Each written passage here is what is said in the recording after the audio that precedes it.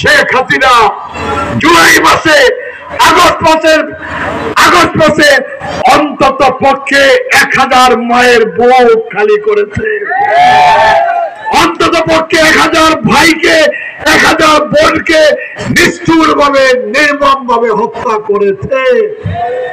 এই 1000 জনের মধ্যে অন্তত 89 জন পাওয়া যাবে। তারা কারা?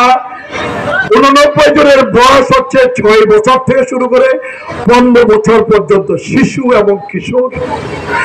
শেখ হাসিনার ঘাতকেরা আমার শিশুদেরকে বাঁচতে দেয় নাই, আমার ছোট ছোট কিশোর কিশোরী ভাই বোনদেরকে বাঁচতে দেয় নাই।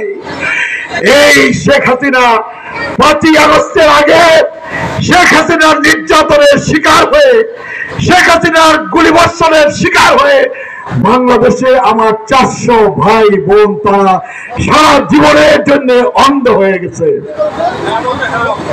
সারা জীবনের জন্য 400 ভাই 400 বোন তারা অন্ধ হয়ে গেছে।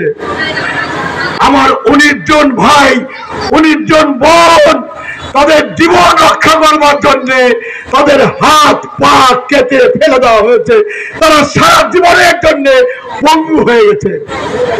শেখ হাসিনা গদি রক্ষা করবার জন্য, ক্ষমতায় টিকে থাকবার জন্য জোর করে জবরদস্তি করে আপনার ঘাতক বাহিনী লেলিয়ে দিয়ে নির্বিচারে গুলি চালিয়ে এই বাংলাদেশে রক্তের গঙ্গা বয়ে করে পার পাওয়া গেছে। শেখ হাসিনা মনে করেছিলেন 2024-এ খুন করে, গুম করে, গ্রেপ্তার করে, নির্যাতন করে, হয়রানি করে পার পাওয়া গেছে। শেখ হাসিনা মনে করেছিলেন এবারও নির্বিচারে গুলি করে। আসমান জমিনের মালিকের কিন্তু একটা ফয়সালা আছে। শেখ হাসিনার সিদ্ধান্ত শেষ সিদ্ধান্ত না, আওয়ামী লীগের সিদ্ধান্ত শেষ সিদ্ধান্ত না। শেষ সিদ্ধান্ত নেওয়ার মালিক হচ্ছেন সর্বশক্তিমান আল্লাহ, ফয়সালার মালিক হচ্ছেন সর্বশক্তিমান আল্লাহ। এবং সেই কারণে ওবায়দুল কাদের তো বলেছিলেন যে শেখ হাসিনা পালাতে জানে না, শেখ হাসিনা শুনতে চাই।